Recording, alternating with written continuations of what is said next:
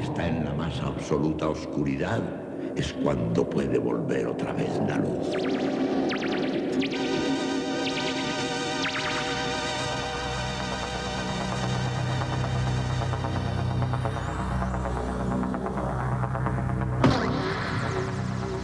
Estás entrando en el espacio en blanco.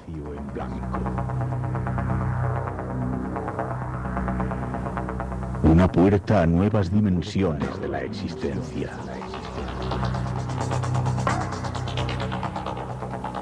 Una nueva perspectiva sobre la realidad.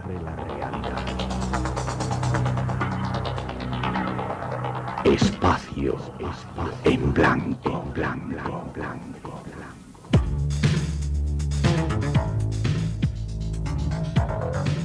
Una producción escrita y dirigida por Miguel Blanco.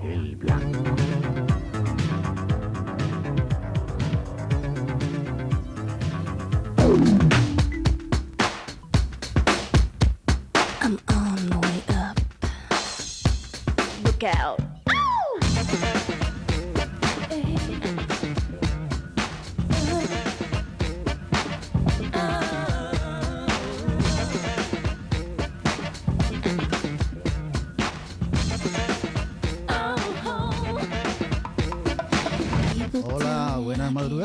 Estamos en una edición especial del Espacio en Blanco, hoy miércoles madrugada al jueves. Llegamos dispuestos a cumplir nuestra misión, como siempre, llenar de misterio la noche, algo que comienza aquí y ahora en M80 Radio.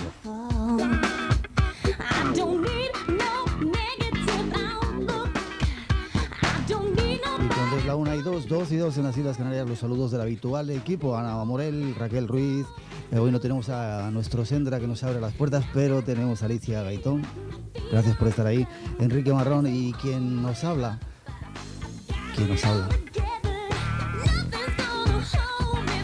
Una cosita que hay preparada. Bueno, ¿quién nos habla? Miguel Blanco, es un placer estar juntos esta noche aquí en M80 Radio durante 60 minutos. Y hay un teléfono por si queréis participar con nosotros.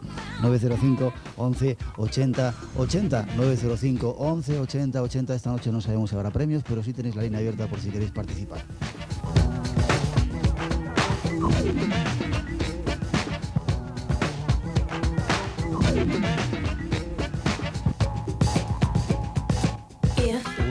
Dos y dos en las Islas Canarias, 905 11 80 80, nuestro teléfono, y este es el que faltaba.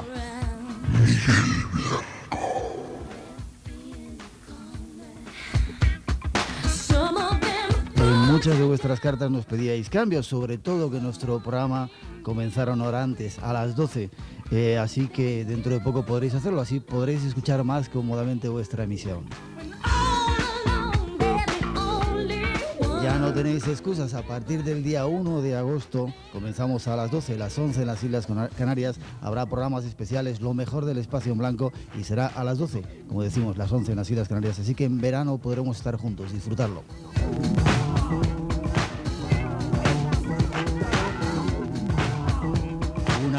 Una vez de vuelta en la nueva edición del programa habrá también cambios, así que estar atentos. Hay un montón de cosas que queremos planificar y hacer juntos aquí en el Espacio en Blanco en M80 Radio, en esa nueva edición que nos espera a partir de septiembre, así que no os lo perdáis si podéis.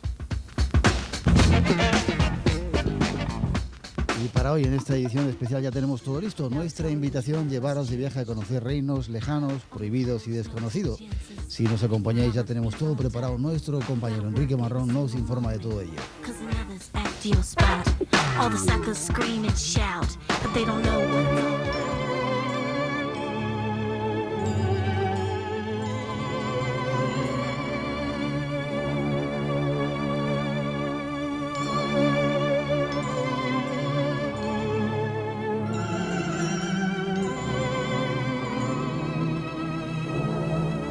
Nuestra propuesta hoy, aprovechando el tiempo, es llevaros de viaje. Un viaje hacia destinos exclusivos, llenos de leyenda, donde pocos blancos han podido llegar.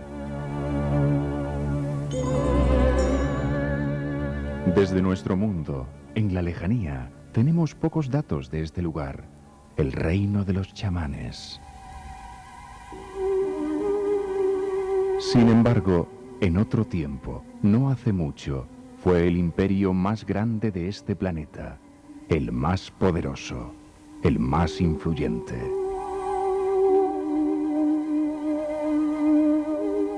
Los conocemos como los bárbaros, y entre su leyenda negra se cuenta que en diferentes partes del mundo que conquistaron, utilizaron las bibliotecas, los libros sagrados, el conocimiento acumulado como puentes. Echaban a los ríos todos los libros para, así, poder construir puentes sobre los que pasaban sus caballos. Pero no solo destruyeron, extendieron sus redes por el mundo, sembrando y dispersando una cultura diferente a toda la existente en su tiempo.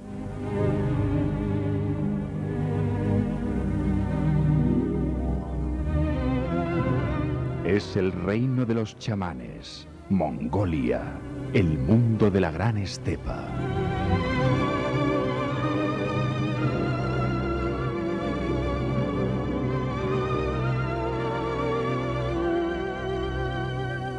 Esta noche, si nos acompañáis, iremos hasta allí a conocer alguna de sus costumbres, a descubrir algunos de sus secretos.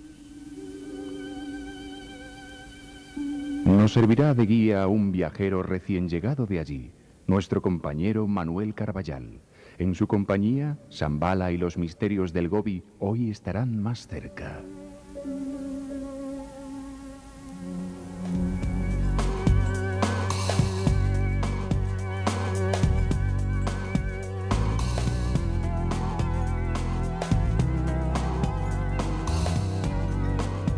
Ese será nuestro tema central, pero si nos dejáis algo de tiempo, contestaremos algunas cartas y mensajes que tenemos acumuladas. Y si podemos, nos iremos hasta Capilla del Monte en Argentina, donde esperan algunos de nuestros próximos invitados, personas con las que pronto estaremos en Argentina compartiendo aventuras, pero esa será una historia que ya os contaremos. Será uno de los planes de la próxima temporada del programa. Si queréis sugerencias e ideas, ya sabéis nuestras direcciones. Para el correo, espacio en blanco, M80 Radio, Gran Vía 32, Madrid 28013.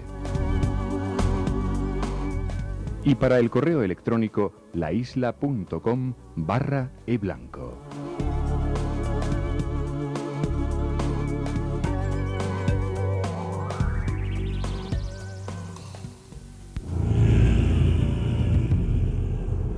Espacio en blanco.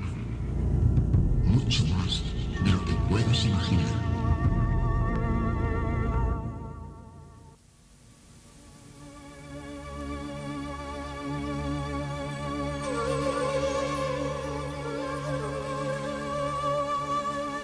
Una y 8, 12 y 8 en las Islas Canarias, nuestro viaje de hoy, ahí estaban los datos, está ya listo, atentos a todos esos cambios. Como decíamos, pensábamos irnos de vacaciones, pero no, nos quedamos con vosotros durante todo el mes de agosto y comenzaremos esas ediciones especiales del Espacio en Blanco a partir de las 12 de la noche, esa hora mágica, una hora antes en las Islas Canarias, así que no os lo perdáis, queremos pasar el verano junto a vosotros.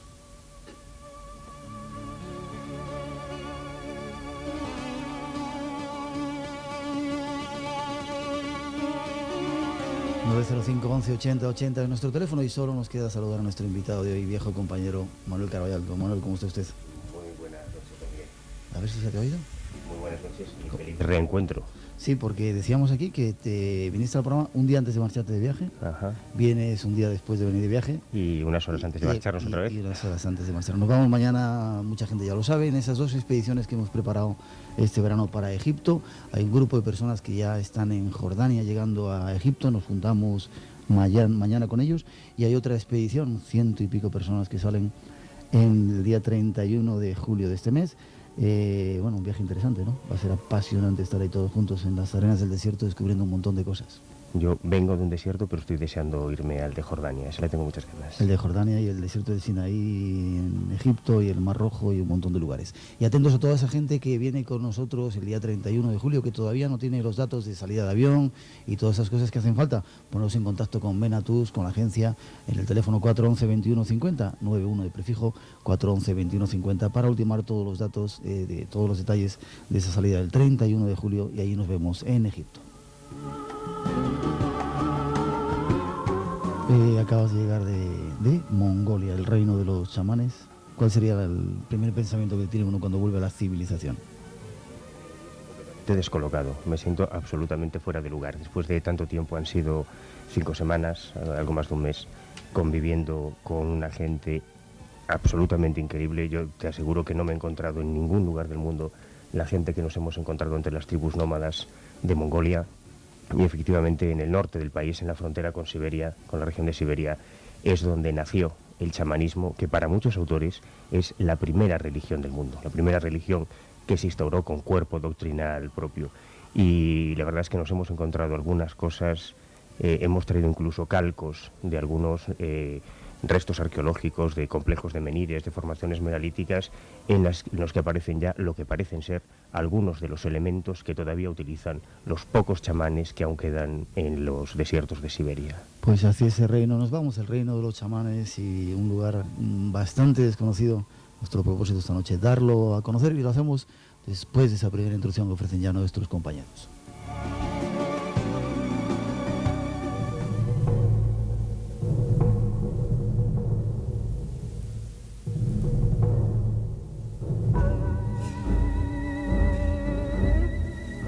Es una civilización desconocida, lejana a nosotros en el espacio y en sus costumbres.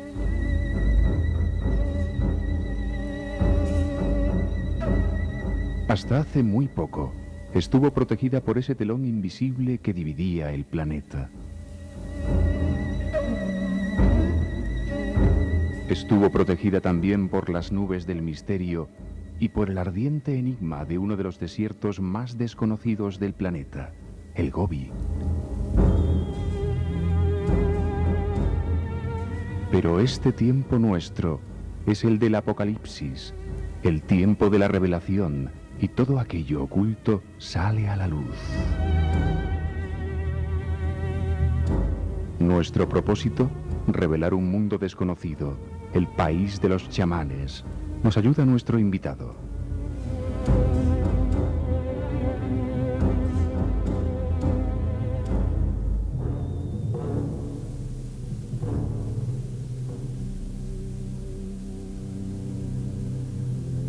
Estamos en el tiempo del Apocalipsis, y no solamente significa eso destrucción, sino básicamente revelación, Manuel, y seguramente es un momento en el que hay que revelar o dar a conocer un montón de sitios escondidos, uno de ellos, o desconocidos, uno de ellos es Mongolia, ¿verdad?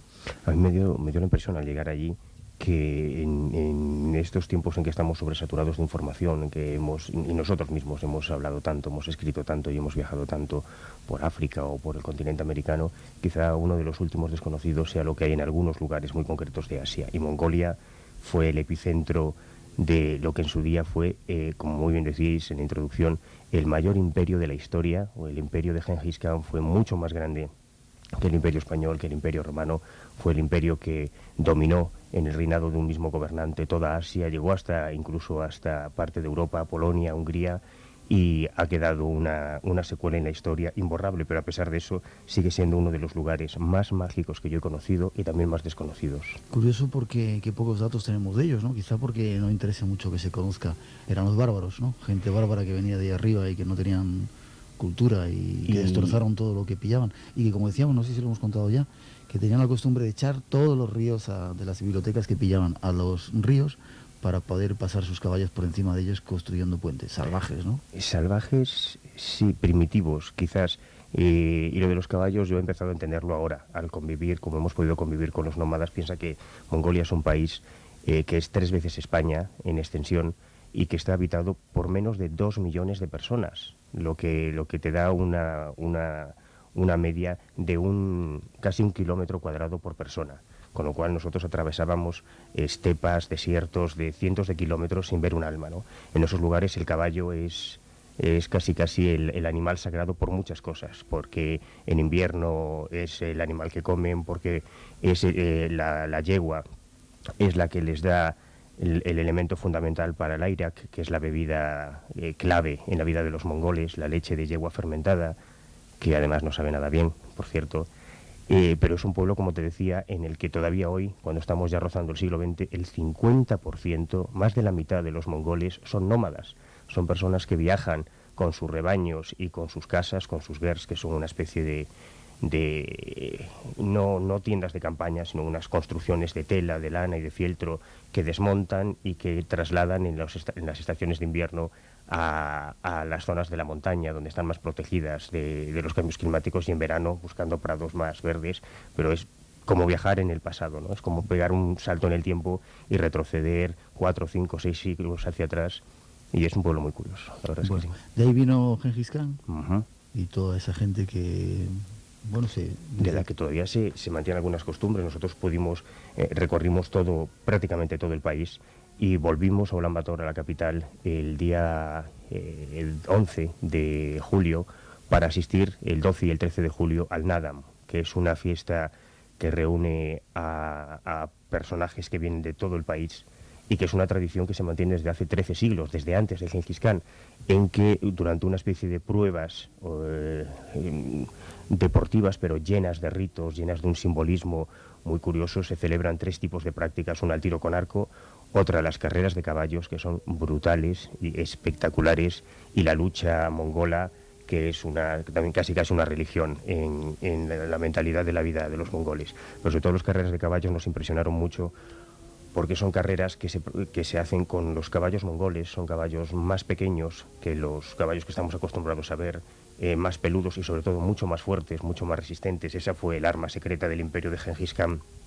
Y carreras en las que esos caballos recorren hasta 30 kilómetros al galope, lo que hace que muchos de esos caballos mueran antes de llegar a la meta de agotamiento. Nosotros pudimos ver, yo te puedo decir que vi con mis propios ojos como 3 caballos, casi 15 metros antes de llegar a la meta, caían extenuados y morían allá ante nuestros ojos por el esfuerzo. Lo más grave es que esos caballos son montados por niños muy jóvenes. Los mongoles, a partir de los 3 o 4 años, ya son jinetes consumados, y en estas pruebas, lógicamente, utilizan jinetes muy jóvenes para que pesen menos al caballo.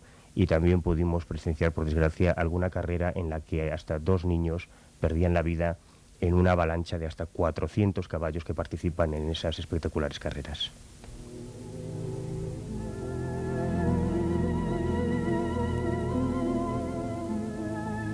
Esto se sigue celebrando ahora. Decías que eran, bueno, un poco, su origen lo tenía en el tiempo de Gengis Khan. Uh-huh. Carreras de caballos.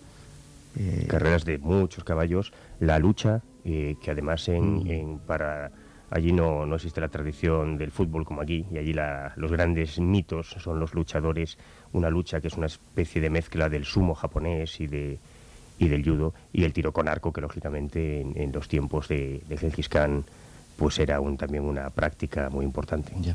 Dices que el 50% son gente que se mueve por todo el país, pero ¿cómo viven? ¿Qué llevan? ¿Se transportan en caballos? Sí, fundamentalmente de la ganadería y de los caballos. Como te decía, los caballos es impresionante. Nosotros, para llegar a algunos lugares, por ejemplo, hace menos de una semana, en el desierto del Gobi, podíamos encontrar, es un desierto muy atípico el Gobi, porque tiene una parte de estepa, tiene una parte casi de selva, tiene una parte de desierto, de dunas, pero tiene una parte en la que nos encontramos hasta hielo en medio del desierto, atravesando unos cañones y unos desfiladeros muy curiosos a los que solo puedes acceder a caballo.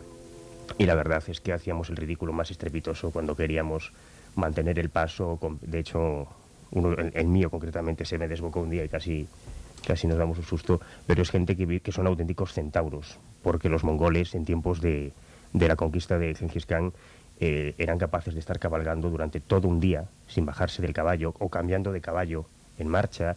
Llevaban la carne, la comida de lo que cazaban debajo de la montura, además unas monturas muy especiales para que con el galope se fuese ablandando y comerla cruda, entre otras cosas, ¿no? Eso nos da un poco la idea de la importancia que tienen los caballos para la vida de los mongoles a lo largo de toda la historia. Y hoy en día, tanto los caballos como los yaks o como todo el ganado, Mongolia es el país con más cabezas de ganado por persona.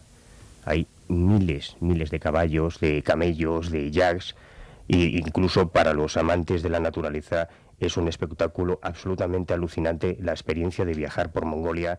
Nosotros hemos podido ver y tocar incluso águilas, ver los buitres a muy poca distancia, en fin, es yo creo que es una auténtica expresión de la más salvaje naturaleza. ¿Y cómo viven? ¿Se transportan, como digo, o como te preguntaba, se transportan todos los caballos y son tiendas de campaña que montan en cada lugar al que van y de qué comen y pescan, cazan? Por ejemplo, es curioso, en Mongolia hay más de 2000 ríos, pero no pescan porque desde los tiempos del origen del chamanismo el pez se considera como un animal sagrado y se respeta mucho. Y por otro lado, esa abundancia que hay de ganado es mucho más fácil de transportar, hace que la alimentación básicamente se limite a los lácteos, que es también otra de las especialidades de Mongolia. Nosotros hemos probado todos los tipos de leche, de queso y de yogur habidos y por haber, de leche de camella, de leche de yegua, de leche de yak, ordeñan casi cualquier cosa que se mueva y se comen casi cualquier cosa que se mueva, incluso los caballos en invierno, ¿no? Pero tienen una vida muy directa con los animales. En Mongolia, por ejemplo, otro dato importante son los cambios de temperatura, son espectaculares. Ahí la temperatura puede oscilar entre los 40 y 50 grados bajo cero en invierno hasta los 40 grados sobre cero durante el día. Y hay unos cambios, dicen también que Mongolia es el país en el que puedes tener las 4 estaciones en un solo día. Nosotros muchos días amenazábamos con una temperatura bajo cero, al cabo de un rato había un sol espectacular, de repente se ponía a llover torrencialmente, por la tarde teníamos un calor sofocante y por la noche volvía a hacer un frío espeluznante, ¿no? Una de las paradojas de Mongolia. Y en cuanto a su vida, como te decía, la mayoría son, más del 50% de la población son nómadas, viven de la ganadería. Y otro detalle importante y muy curioso es que todavía se mantiene la tradición del trueque, de los intercambios. No hay un fluido de dinero ni una utilización del dinero como hay en otros países de Occidente o de Asia, sino que todavía tú puedes comprar una silla de montar, puedes comprar un cuchillo, puedes comprar ropa a través del intercambio con otros objetos, ¿no? Lo cual también no deja de ser un dato curioso y nos da una explicación a algo que nos llamaba mucho la atención y que, si quieres, redundamos un poco sobre eso más tarde, y es que después de 60 años de comunismo en que se destruyeron y se quemaron muchos templos budistas, se ejecutó y se encarceló a muchos lamas, ha vuelto ahora una espiritualidad que siempre ha estado subyacente en la mentalidad de los mongoles, y nos encontrábamos en prácticamente todos los cruces de caminos por los que hemos estado, los obós, los altares en los que se hacían ofrendas de dinero, ahí al aire libre, grandes cantidades de dinero, pero que nadie se atrevía a tocar porque era dinero sagrado.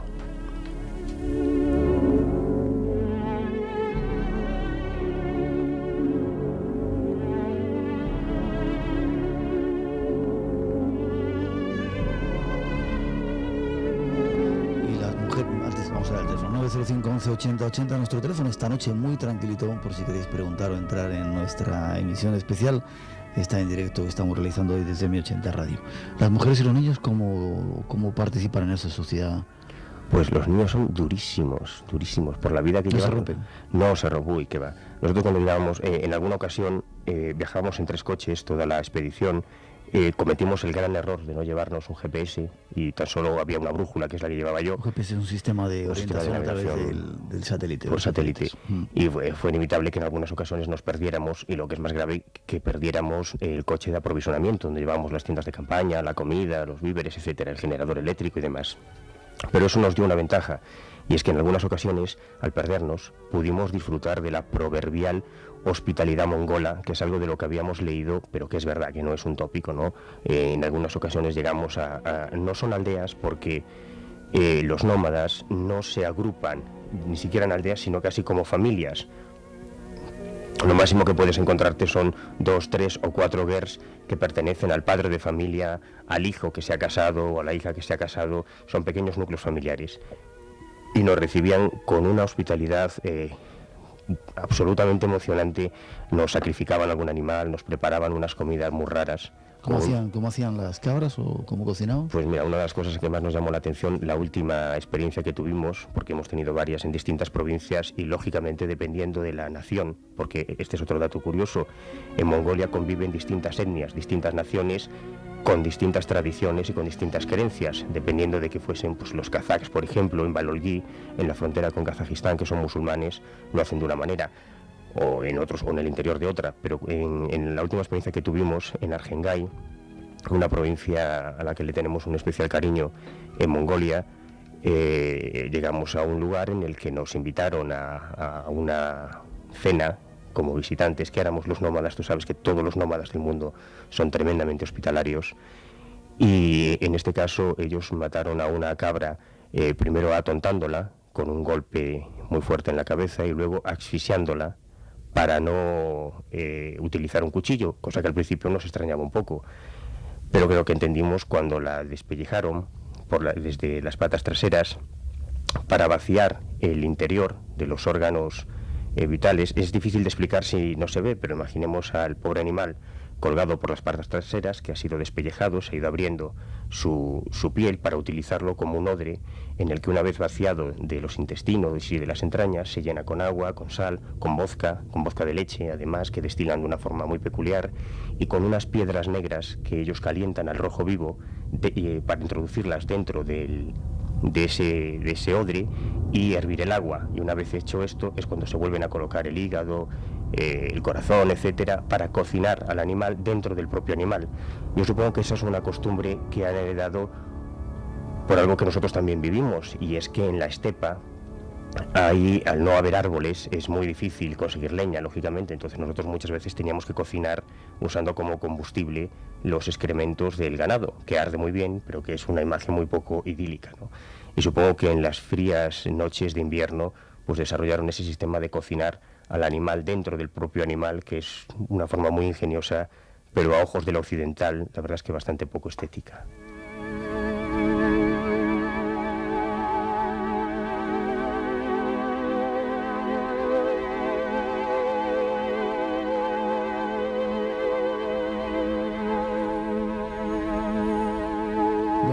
De pasar a historias más mágicas, porque es el país de Shambhala, es el país de la Isla Blanca, es el país de los chamanes y del Yeti también. ¿En qué cree esta gente? ¿Creen en Dios? ¿Creen en dioses? Pues es curioso, yo supongo que nunca se perdió, a pesar de la persecución que hubo cuando en los años 30 hubo en el extremo oeste del país una guerra con Manchuria, con los manchurios. Los mongoles pidieron la ayuda a la Unión Soviética para defender la frontera de Manchuria. Y ahí es cuando Stalin entró en Mongolia y se impuso el comunismo y al mismo tiempo la persecución de las creencias religiosas. Fue cuando en aquella época los lamas tenían mucho poder económico, como casi siempre han tenido todas las religiones, y hubo una persecución atroz de monasterios, de lamas y de sacerdotes tibetanos y budistas. Y oficialmente la religión dejó de existir, pero siempre ha existido el chamanismo. El chamanismo existió mucho antes del budismo, mucho antes de Gengis Khan, mucho antes de la historia, probablemente, hablo de la historia escrita, y ha seguido existiendo, a pesar de que en la actualidad se está viviendo un fenómeno bastante inquietante, y es que algunas de las naciones de Mongolia están comenzando a desaparecer por el agotamiento de los recursos naturales, porque en algunos pueblos, como el caso de los Satán, que es uno de los pueblos más inaccesibles de Mongolia, ya solamente quedan 200 individuos censados. Ellos viven en el noroeste del lago Koswol y viven en unas montañas muy remotas a las que solo se puede acceder después de 7 días de caballo. No puede acceder con helicópteros, no se puede acceder con coches, sino solamente a través de los caballos, ¿no? Y ahí es donde están algunos de los últimos chamanes. Nosotros tuvimos la inmensa fortuna de poder conocer a una de estas mujeres y asistir a uno de esos rituales chamanes en que se mantienen los mismos principios, los mismos ritos que han existido durante muchísimo tiempo, incluyendo el periodo de la persecución del budismo. Y hoy en día hay un sincretismo budista muy interesante en el que hay muchos elementos mágicos sacados del budismo tibetano y en el que se ha fusionado esos elementos mágicos del budismo con las tradiciones chamánicas. Por ejemplo, en los obós. Los obós son una especie de tótems improvisados por los mismos creyentes a base primero de amontonamientos de piedras y luego de un montón de ofrendas de todo tipo, incluyendo los sacrificios de animales, pero además de animales muy especiales, porque en alguno de estos obós, por ejemplo, nos encontramos las cabezas decapitadas de algunos caballos, pero caballos que habían sido vencedores en las carreras del Naadam, que es un detalle muy importante porque un caballo vencedor en el Naadam es una fiesta, la fiesta más importante en la historia de Mongolia, y cuando un jinete toma la decisión de sacrificar a un animal vencedor es porque es la mayor ofrenda que puede dar a los dioses, ¿no? Y esto es algo que nos explicaban algunos de nuestros guías mongoles. Pero esos obós, a pesar de que hoy en día están tutelados por lamas budistas y se hacen celebraciones de obós en que lamas de determinados monasterios organizan los rituales, es una práctica sacada del chamanismo cuya antigüedad se pierde en los principios de la historia, ¿no? o quizá antes.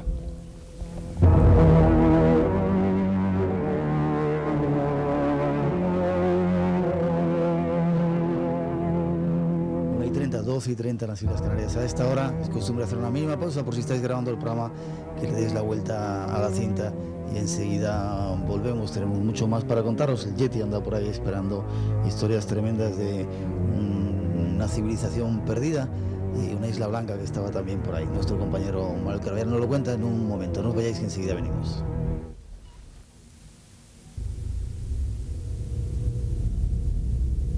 Bueno, suponemos que habéis dado la vuelta a la cinta, estamos otra vez de regreso. Vamos con la segunda parte del programa, queremos contaros muchas más historias y si queréis esta noche participar, 905 11 80 80 es nuestro teléfono, por si queréis entrar en contacto con nosotros aquí en M80 Radio. Hay más información que queremos daros después de esa segunda introducción que ofrecen ya nuestros compañeros. Hay muchos más misterios en este fascinante mundo de los chamanes. Desconocidas, restos de civilizaciones perdidas, escrituras de seres extraterrestres perdidas en medio del desierto y quizá los restos del mundo perdido, la Isla Blanca. Todo ello se esconde en ese lugar que hoy visitamos. Nuestro invitado nos sigue abriendo el camino.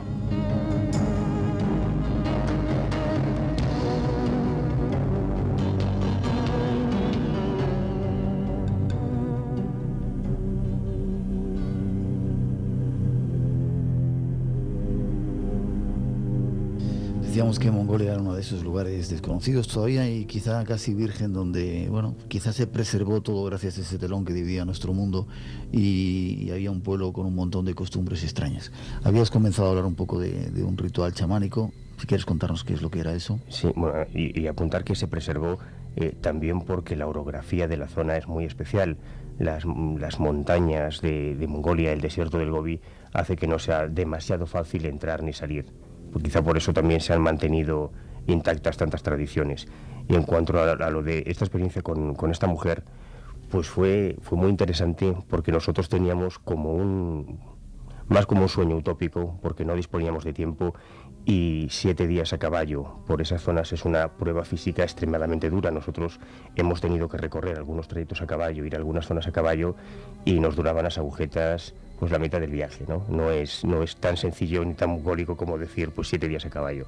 Nosotros en el lago Hoswol estuvimos un día montando nada más y la verdad es que tuvimos secuelas en salvarse a la parte durante bastantes días, pero tuvimos mucha suerte. Los dioses nos fueron muy propicios porque nos encontramos con una familia satán que había bajado a pasar el verano más cerca del lago Hoswol, y en invierno volvían a las montañas con el resto de esta etnia, los satán, que tienen una forma de vida también muy especial. Ellos viven de los renos. De hecho, Satán no tiene nada que ver con el Satán hebreo ni con el Seitán islámico, sino que proviene de la palabra Tsa, T-S-A, que significa reno en mongol. Y es un pueblo que vive prácticamente de los renos. Y viven en tipis muy parecidos a los de los indios, y los ritos chamánicos, la forma de bailar, los cánticos, los toques de tambor, son curiosamente parecidos a los de los indios pieles rojas. ¿Cómo se produce esa coincidencia? Yo no tengo una explicación para eso, pero la verdad es que es muy similar. Encontramos esta familia con una mujer chamán que se llamaba Enki, y que al principio pues no le hacía demasiada gracia que estuviéramos allí, ¿no? El primer día que contactamos con ellos no pudimos ver nada, pero al día siguiente llegaba una familia desde un pueblo que estaba a 170 kilómetros. 170 kilómetros en Mongolia es un mundo. Nosotros podemos decir que hemos recorrido en estas 5 semanas unos 6.000 kilómetros por el país a una media de 30 kilómetros por hora, porque no existen carreteras, no existe asfalto, es decir, los desplazamientos son complicados. Si esta familia recorre 170 kilómetros solo para consultar esa noche a esa chamán, es porque realmente tienen mucha fe en su poder, ¿no? Esta mujer nos contaba que había sido iniciada en el chamanismo a los 3 años y que tenía un espíritu guía, como tienen todos los chamanes. Y nos permitió asistir a ese ritual que es una prueba física dura, como lo son todas las pruebas de los chamanes que entran en trance durante varias horas. Primero le visten un traje especial que solo utiliza para el momento en que está en contacto con esos espíritus, un traje muy particular con todo un montón de elementos de origen animal, con ofrendas, con un montón de cosas, y utiliza un tambor de piel que golpea con una maraca hecha con escamas de pescado y con conchas, elementos cada uno de ellos con un simbolismo también muy concreto, no nada es casual en el mundo de los chamanes, y que durante varias horas estuvo golpeando sin parar, lo cual también a nosotros nos asombraba la resistencia que tenía esta mujer, que estaba en todo momento asistida por su marido y por su madre, que había sido chamán antes que ella, y durante varias horas estuvo golpeando ese tambor para que vinieran los espíritus. Y ya cuando acudieron los espíritus hizo una serie de historias. De los españoles que íbamos, tan solo yo pude participar en un ritual muy concreto que ella hacía, y nos contaban... ¿Los espíritus llegaron? Aparentemente sí. De hecho, en un momento determinado ella se desmaya. Yo estaba grabando en cinta magnetofónica todo el ritual, y hay un momento en la grabación en que se escucha que cuando ella se desmaya cae y le da un manotazo a la grabadora que sale a hacer churros, y a partir de ahí es cuando ocurren otra serie de cosas en que cada uno de nosotros, los mongoles y yo, nos postrábamos ante ella para que ella viera, o los espíritus vieran a través de ella, ciertas cosas de nuestra vida, pero ya es un tema un poco personal que si quieres comentamos otro día sin micrófonos. Pero nos decían que esto es lo importante, que probablemente sus hijas, ya tenía 2 hijas, con claras deficiencias psíquicas, ya no serán chamanes, porque en el pueblo de los Satán, por los problemas que te comentaba antes de las limitaciones de los recursos naturales, el que comienza a llegar poco a poco el hombre blanco a esas zonas, la caída de Rusia también ha hecho que se abran las ciudades secretas de Siberia, de la Escondría, habrá que hablar, ciudades que solo tenían un número, que no tenían nombre, porque todas ellas están llenas de silos nucleares, pero eso sería otro tema.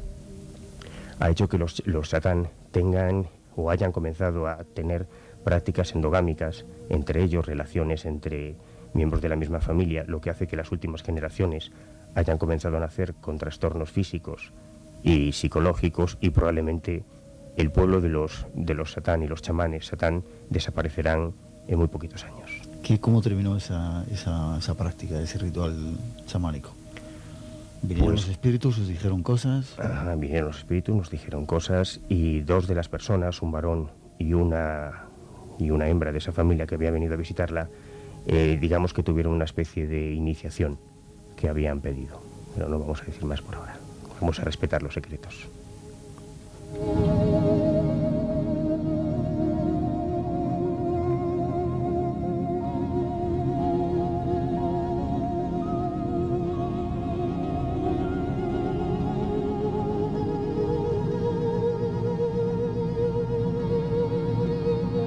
Hay más misterios en este lugar, aunque parece que está un poco lejos de la tierra del Yeti. ¿Hay yetis también? ¿O hay abominables hombres del desierto o de las nieves? ¿Dónde son estos abominables?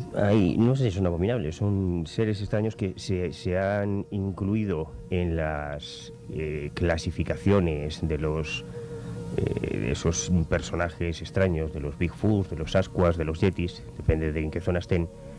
Hasta cierto punto es lógico, porque la cordillera de Altai está muy cerca de la frontera de China, tampoco está demasiado lejos del Tíbet, que es de donde surge esa leyenda del hombre de las nieves. Y nos encontramos cuando ya llevábamos 3 o 4 semanas en el país, con que en una zona de la cordillera de Altai, de los montes de Altai, también existían tradiciones muy curiosas. Y hace muy pocos años, en la década de los 90, cuando cayó todo el bloque soviético y, como te decía, comenzaron a restaurarse algunos viejos monasterios que habían sido quemados y destruidos por los rusos durante la guerra con Manchuria. Han comenzado a descubrirse textos, viejos textos de los monjes tibetanos o de los monjes budistas mongoles, en los que hablaban de experiencias que habían tenido y que nunca habían salido a la luz.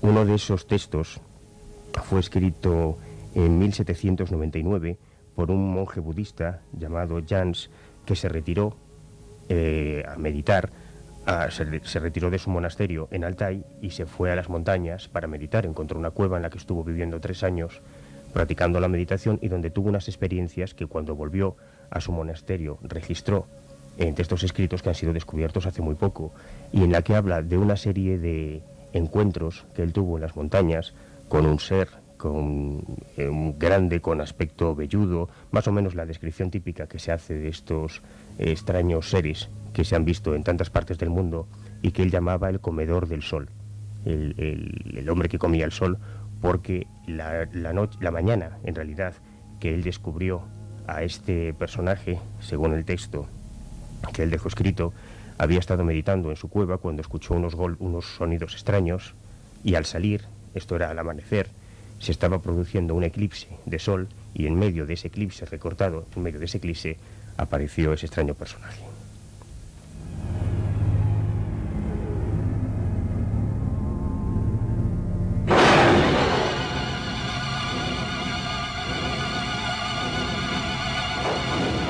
Espacio en blanco.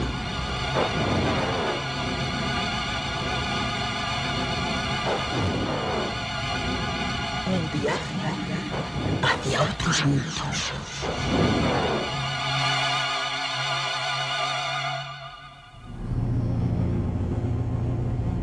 Otro de los motivos de ese viaje, Manuel.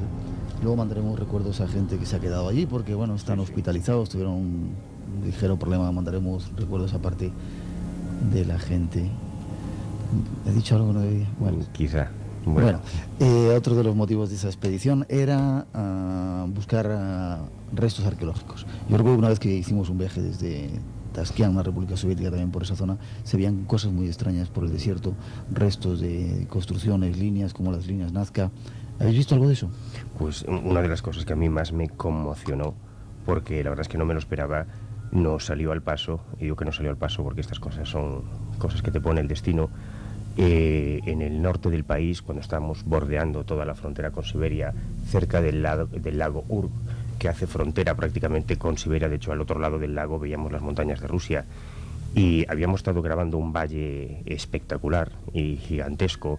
Nos habíamos acercado al lago para tomar unas imágenes del lago, y cuando ya íbamos a irnos, de aquel, íbamos a poner el morro de los coches hacia la provincia de Balolgi, que es una provincia musulmana. Antes te decía lo de las etnias, los kazacos, que son mongoles, pero de origen en el Kazajistán, son mongoles, es un pueblo mongol, no son budistas ni practican el chamanismo, sino que tienen sus propias costumbres. Por ejemplo, una de ellas, la caza con águila, que es algo que también nos dejó alucinados, ¿no? El que cazaban con águila.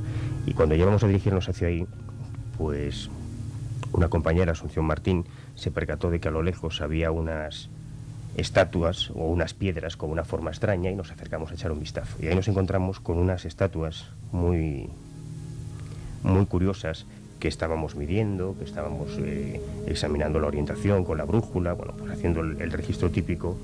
Y a mí me llamaron la atención desde allí otras piedras que más a lo lejos aparecían amontonadas. Uno ya aprende con un poco con la experiencia y con los viajes que las piedras no se amontonan solas, y si alguien ha amontonado piedras, pues es por alguna razón, ¿no? Entonces me aparté un poco del grupo, me fui a echar un vistazo, y cuando subí a ese amontonamiento de piedras me encontré que estaba en el centro de un enorme complejo, de una enorme figura, un enorme sol de muchos metros de diámetro, con siete rayos. Y nos pusimos a trabajar, avisé al resto de los compañeros y nos pusimos un poco a medir esa figura enorme, con radios de 20 metros, 7 rayos de 20 metros de longitud, una especie de plazoleta central de 5 metros rodeada por otro grupo de piedras de 4 metros de diámetro, a su vez rodeada por otras 30 figuras circulares que son como una especie de satélites alrededor de eso, y luego un alineamiento de piedras, además con una deriva muy curiosa, pero que nosotros estábamos viendo. Tú verás las fotografías en cuanto las revelemos, fotografías hechas con un objetivo de 24 milímetros, con un gran angular, pero que no te dan la perspectiva de esa figura, ¿no? Así que subimos a lo alto de una montaña que había cerca para intentar desde allí fotografiar ese conjunto, y tampoco nos daba el ángulo de esa montaña. Lo que te quiero decir con esto es que esas figuras, sean lo que sean, y las haya construido quien las haya construido, son figuras que solo pueden verse en toda su dimensión desde la Desde arriba. Curioso. Vamos con algunas preguntas rápidas que nos han pasado algunos de nuestros oyentes. Bel de Valencia, por ejemplo, dice que quiere saber qué significa la palabra Kublai Khan. No significa nada, sino que Kublai Khan era el nieto de Gengis Khan, el Khan Kublai, y fue el gobernante con el que tuvo contacto Marco Polo durante su viaje hacia China. Eva, desde Rota, en Cádiz, ha llamado para preguntar cuál era el papel de la mujer en la sociedad mongola. Pues a diferencia de otros lugares que hemos conocido, no hay tanta diferencia entre la mujer y el varón. En África, por ejemplo, tú lo sabes bien, la mujer está muchísimo más limitada y muchísimo más sometida, tiene que hacer los trabajos de la tierra y los trabajos y al mismo tiempo los trabajos de la familia y demás, mientras que el varón pues tiene un papel más pasivo. En Mongolia sigue teniendo el papel de madre y el papel de mujer. No tiene lógicamente que trabajar la tierra, porque como pueblo nómada no siembran nada, no cosechan nada, y ayuda al marido en algunas tareas muy concretas, como es, por ejemplo, el ordeñado de las yeguas o el ordeñado de los camellos, que hemos visto que tiene que hacerse entre dos personas, una que ordeña y otra que puede ser la mujer o puede ser el varón o el niño. Tiene que mantener al cachorro, a la cría del caballo o a la cría de la yegua, o la cría del camello cerca, para que dé leche la madre mientras le están ordeñando, ¿no? Pero bueno, tiene un papel, básicamente, por lo menos lo que hemos visto nosotros en la sociedad nómada, más o menos similar al del varón. ¿Cómo se curan? Dice José de Valencia. Está interesado en saber costumbres medicinales. ¿Utilizan hierbas o...? A pesar de que en todos los países comunistas hay una buena medicina, todos los países que estuvieron amparados por la madre Rusia, hay una buena formación de los médicos, hay también muchos hierberos, algo que también hemos visto nosotros en otras partes del mundo. Y además si hay una zoología espectacular en Mongolia, hay una biología y unas plantas no menos curiosas. Por ejemplo, nos encontramos campos interminables de Edelweiss, que es una flor que en Europa está extinguida, que solo existe creo que en los Alpes a 800 o 900 metros de altura, pero que allí existe con mucha proliferación, y plantas de todo tipo que son utilizadas por un determinado tipo de curanderos, no chamanes, sino un tipo de curanderos expertos en plantas, que a veces tienen que acudir a cumbres y a lugares muy remotos para coger determinadas flores, tratarlas incluso en el lugar en el que han sido recogidas, hacer unas pócimas y demás. Y por supuesto, como en tantos lugares, hay una gran tradición de curanderos y de sanadores. Y la última, antes de pasar a otras preguntas, Isabel de Madrid pregunta en qué idioma hablaban los espíritus que se comunicaron contigo si es que hablaban, en ese ritual que has contado. No, hablaba la chamán, lógicamente hablaban en mongol, eran espíritus mongoles y no sabían de lenguas.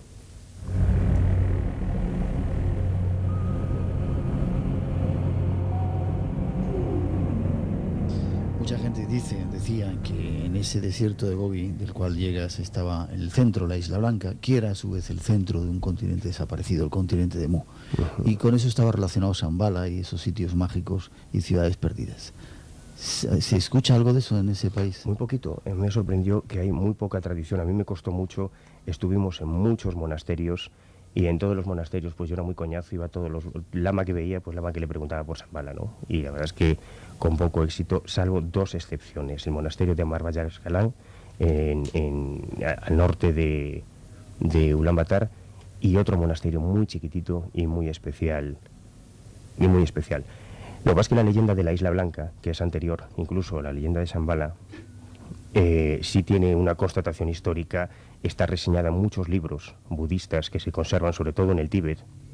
Hay muchas referencias bibliográficas a esa ciudad de los inmortales, a ese oasis de luz, a ese reino blanco, que incluso tuvo su importancia política en la conquista de Gengis Khan, porque si Gengis Khan en su día fue capaz de llegar hasta Europa con sus hordas de mongoles, en buena medida fue porque los cristianos, los pueblos cristianos, no eran especialmente, no tomaban especiales precauciones con los mongoles, porque la leyenda del reino del Preste Juan, que viene a ser la misma Isla Blanca en el desierto del Gobi, hablaba de que supuestamente existían cristianos entre las filas de los mongoles que vivían en un reino perdido, el reino del Preste Juan, en alguna zona del desierto del Gobi, probablemente de la zona de Altai. Pero esa tradición existe todavía en algunos monjes que la llevan, sin embargo, con un gran recelo. Yo tengo una anécdota que además también a mí me conmovió especialmente. Después de una desagradable experiencia que tuvimos en el monasterio budista de Jarjorín, Karakorum, Jarjorín es en mongol, que fue la anterior capital de Mongolia, fue la capital del imperio de Gengis Khan, Karakorum, pues allí hay un monasterio que es un monasterio espectacular, un monasterio con 100 estupas que lo rodean, esos platillos, entre comillas, budistas que aparecen en tantos monasterios, y es, yo creo que la peor expresión, la expresión más miserable del budismo tibetano, en el que los lamas son auténticos usureros que solo buscan dólares. Hablo de mi experiencia personal, por supuesto, en el que pretenden cobrarte dólares por hablar con ellos, por hacerles fotos, por no hacerles fotos, por grabar, por cualquier cosa, y que la verdad nos decepcionó. A mí me decepcionó mucho encontrar esos representantes de Buda que se parecían a muchos curas y a muchos pastores que yo he conocido. Sin embargo, a 25 kilómetros del monasterio de Karakorum, nos encontramos con otro pequeño monasterio, muy chiquitito, que tiene sus orígenes en el siglo XIII, pero que en los años 30 fue quemado y fue destruido por los comunistas. Y todos los monjes fueron o encarcelados o ejecutados. Desde esos años ese monasterio permaneció abandonado, y en los años 90 una familia de creyentes, de budistas, decidió acogerlo y comenzar a reconstruirlo. Desde entonces han reconstruido un pequeño monasterio. Cuando llegamos allí había un lama, solamente un monje, con el que tú has vivido eso varias veces. De repente sientes una comunicación especial, ¿no? Un feeling muy especial. Nosotros tuvimos un muy buen rollo, hubo un intercambio de regalos. Yo le regalé un crucifijo que llevaba, él me regaló una pieza de artesanía de madera que había hecho él, y yo llevaba en el chaleco un libro sobre Shambhala. Entonces él me preguntó por Shambhala, si yo estaba buscando Shambhala. Tuvimos una conversación que no me dejó grabar y me dijo que él ahora no iba a hablarme de Shambhala, que lo haría cuando volviésemos a vernos, porque él tenía unos libros, unos viejos libros que hablaban de ese reino perdido, que iba a enseñarme, pero en nuestro próximo encuentro. Así que tendremos que volver a Mongolia.